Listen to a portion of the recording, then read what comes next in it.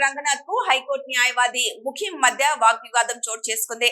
అతి తెలివి చూపొద్దంటూ గట్టిగా వార్నింగ్ ఇచ్చి హైడ్రా లీగాలిటీ గురించి మీరు మాట్లాడే అవసరం లేదంటూ రంగనాథ్ ఆగ్రహం వ్యక్తం చేశారు. రంగనాథ్ పై కోర్టు కంటెంప్ట్ వేస్తానని న్యాయవాది ముఖీం ప్రెస్ మీట్ లో చెప్పారు.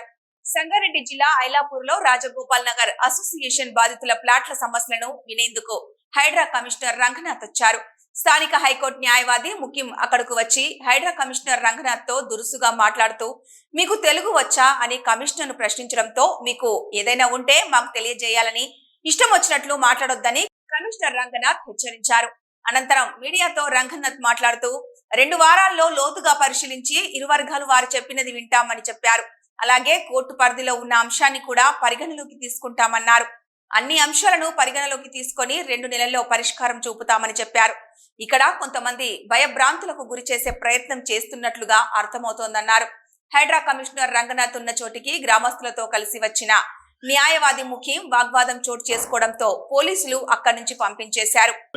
తీసుకున్నటువంటి ప్లాట్స్ ని కబ్జా చేసి ఇక్కడ ఇది కొంత చిన్న ఉన్నటువంటి అంటే అంబిగ్యూటీ దాంట్లో కొంత గ్యాప్ ఏదైతే ఇది గవర్నమెంట్ ఏమో గవర్నమెంట్ ల్యాండ్ అని క్లెయిమ్ చేస్తుంటే ఇంతకుముందు గతంలో ఎప్పుడో 80ల్లో ప్లాట్లు వేసిన వాళ్ళు ప్లాట్లు మాయి అని చెప్పి వాళ్ళు క్లెయిమ్ చేస్తున్న దీంట్లో ఈ సందిగ్ధత జరుగుతున్న క్రమంలో వేరే ఒక అతను ఎవరో వాళ్ళు ఇచ్చిన కంప్లైంట్ ప్రకారము ఒక ముఖీం అని ఇక్కడ అడ్వకేట్గా ఉన్నారు. ఆయన వచ్చేసి ఇక్కడ ఆయన కబ్జా చేసి చేస్తున్నారని చెప్పేసి కొంతమందిని ఇక్కడ ముందు పెట్టేసి అంటే స్థానికంగా కొంతమంది ఎస్టీస్ని వాళ్ళు ముందు పెట్టేసి చేస్తున్నారని చెప్పేసి దీంట్లో చాలామంది ఇప్పుడు లేఅవుట్ కొన్నవాళ్ళు మేము కూడా ఎస్సీలు ఉన్నాము, ఎస్టీలు ఉన్నాం, బీసీలు ఉన్నాం, మేము కూడా అంత పేదవాళ్ళు ఉన్నాం. మమ్మల్ని మా ఈ ప్లాట్లన్నింటినీ కూడా కబ్జా చేసి కొన్ని ఇల్లులు కూడా కట్టిస్తే 2020లో కోవిడ్ టైంలో ఆ గ్యాప్ను తీసుకొని చేస్తే కూడా 2023లో కూడా కొలగొట్టారు. ఇంకా కడుతున్నారు వాళ్ళు. ఇక్కడ స్థానికంగా ఉన్నటువంటి ఏదైతే వాళ్ళకు ఉన్నటువంటి బలాన్ని ఉపయోగించి చేస్తున్నారనేది ఒక కంప్లైంట్ మాకు రావడం వచ్చిన ప్రజావాణిలో వచ్చిన కంప్లైంట్. సో దాని మీద ఈరోజు ఇక్కడికి రావడం జరిగింది. సో ఇక్కడ కంప్లైంట్ ఇచ్చిన వారిని విన్నాము. అండ్ అట్లానే ముఖీం గారు ఆయన కూడా వచ్చారు, అడ్వకేట్ గారు ఆయన కూడా వాళ్ళు చెప్పారు. బట్ ఇది ఇక్కడ కాదు, మేము పర్సనల్గా అందరితోటి డాక్యుమెంట్స్ కాల్ఫర్ చేసి దీని మీద లోతుగా మేము స్టడీ చేస్తాం.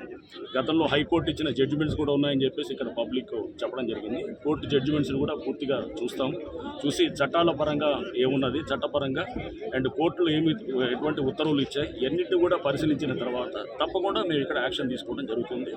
అండ్ ఇక్కడ ఇది కూడా తప్పగా ఒక 1-2 మంత్స్లోనే దీని మీద యాక్షన్ కూడా మేము చేయడానికి మా వైపు నుంచి మేము హైడ్రా వైపు నుంచి చేస్తాం. అండ్ ఇక్కడ బెదిరిస్తున్నారు, అదిరిస్తున్నారు అని చెప్పేసి ఆ కంప్లైంట్ ఉన్నాయి. అటువంటి దాన్ని తప్పకుండా హైడ్రా చాలా తీవ్రంగా తీసుకుంటుంటుంది. అండ్ ఎవరైనా కనుక ఇక్కడ బెదిరించి లేకపోతే కబ్జాలు చేయాలని చూస్తే దీంట్లో ఎందుకంటే ఈ లేఅవుట్స్లో పంచాయతీ లేఅవుట్ అయి ఉండొచ్చు, లేకపోతే అన్అప్రూవ్డ్ లేఅవుట్ అయి ఉండొచ్చు. ఏ లేఅవుట్ ఎట్లాంటిదైనా కానీ కూడా దాంట్లో ఉన్న భూములు, ఓపెన్ స్పేసెస్, పార్క్స్, రోడ్స్ అన్నీ కూడా ప్రభుత్వ స్థలాలు అవుతాయి.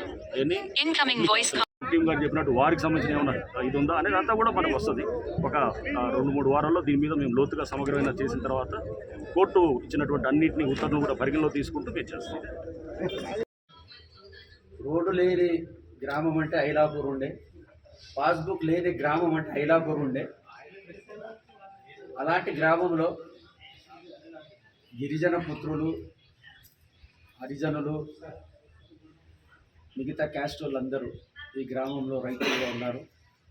వాళ్ళ భూములు వాళ్ళ స్వాధీనంలో ఉన్నాయి. వాళ్ళు వ్యవసాయం చేసుకుంటూ 200 సంవత్సరాల నుంచి భక్తి తెరువు గడుపుతున్నారు. కాబట్టి ఇలాంటి గ్రామంలో ఎన్ని ప్రభుత్వాలు వచ్చినా కూడా ఆ ప్రభుత్వాలన్నీ ఇగ్నోర్ చేసే గ్రామానికి అసలు ఈ గ్రామంలో ఈ భూముల గురించి ఏం నడుస్తుందనేది ప్రభుత్వము దీని మీద కాన్సన్ట్రేట్ చేయక ఇక్కడ ఉన్నటువంటి భూములలో ఎవరైతే ఓల్డ్ సిటీలో ఉన్నారో ముస్లిమ్స్ వాళ్ళకి ఎలాంటి రైతు లేకుండే, తర్వాత ఎవరైతే ప్లాట్లు కొన్నామని అంటున్నారో ప్లాట్ పర్చేజర్స్ అసోసియేషన్స్ వాళ్ళకు కూడా రైతు లేదు.